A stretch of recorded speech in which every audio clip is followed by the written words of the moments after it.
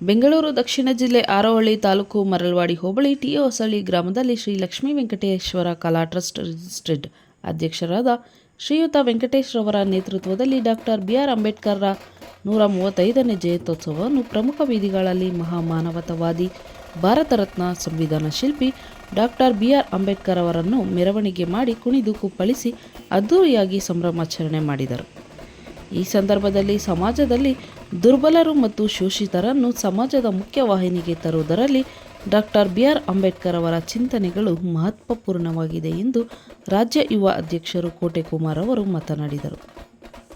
ಈ ಸಂದರ್ಭದಲ್ಲಿ ಪಂಚಾಯಿತಿ ಅಭಿವೃದ್ಧಿ ಅಧಿಕಾರಿ ಮಂಜುಳಾ, ಜಿ. ಗೋವಿಂದಯ್ಯ, ಚಂದ್ರು, ಕೋಟೆ ಪ್ರಕಾಶ್, ಮಧುಸೂದನ್, ಬಾಬುರೆಡ್ಡಿ, ಮಲ್ಲಿಕಾರ್ಜುನ್, ಕೋಟೆ ಕುಮಾರ್, ಶ್ರೀ ಲಕ್ಷ್ಮೀ ವೆಂಕಟೇಶ್ವರ ಕಲಾ ಟ್ರಸ್ಟ್ ರಿಜಿಸ್ಟ್ರೇಡ್ ಅಧ್ಯಕ್ಷರಾದ ವೆಂಕಟೇಶ್, ಗ್ರಾಮಸ್ಥರು, ಸಾರ್ವಜನಿಕರು, ಟ್ರಸ್ಟಿನ ಸರ್ವ ಸದಸ್ಯರುಗಳು ಇನ್ನು ಮುಂತಾದವರು ಉಪಸ್ಥಿತರಿದ್ದರು.